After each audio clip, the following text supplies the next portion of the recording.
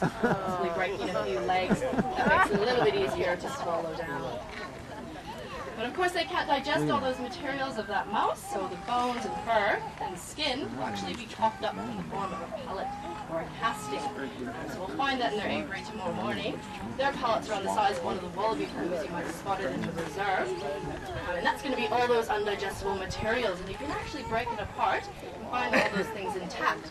And that's how a lot of researchers and scientists in the wild were able to discover what they were eating. And that's how they were able to tell that they could kill sulfur-crested cockatoos.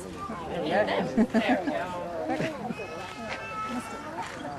Not to mention before, these guys are part of the hawk owl family. So you know, it's the big bright yellow eyes that they do have. So they obviously rely on their sense of sight for catching their prey. And those pupils are able to dilate all the way to the edges, drawing in maximum light for the time that they are hunting. So they often do hunt at dusk and dawn, and they're known as crepuscular hunters. So they're not strictly nocturnal like a lot of owl species. We are going to pop a bow there home and move on to our second owl species today. You may be a little bit more familiar with this species of owl. If you have a look behind you, we do have Milo joining us. Does anyone happen to know what kind of owl Milo is? Anyone from the UK here today? The barn owl? Barn owl? Yes, that's correct. I've heard that.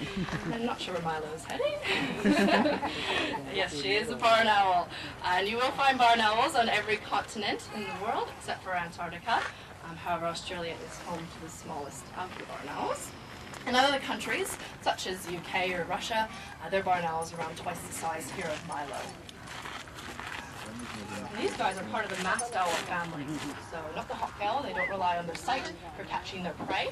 They rely on their hearing. So you'll notice Milo does have that beautiful heart-shaped face, that facial disc, and that allows for her to have excellent hearing. So the sound waves, lazy today, sound waves will hit her nose, feathering directs that straight to her ears, which are placed asymmetrically on their heads. And that will amplify her hearing around 10 times better than what we hear. So every little noise that she hears out here is quite distracting for her. But I think she's just a bit lazy today. I think she can hear the trees quite clearly. And they do have a little bit smaller feet than the barking owl. So they obviously won't catch prey larger than themselves. These guys are excellent though at catching mice and consist of around 90% of their diet. So you will often find them around farmers' fields, cane fields, very open grass country. And they have very long skinny legs, which are excellent for plunging into those tall grass areas and snatch up that prey.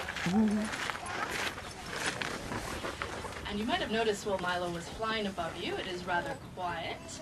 They actually have silent flight. Sorry.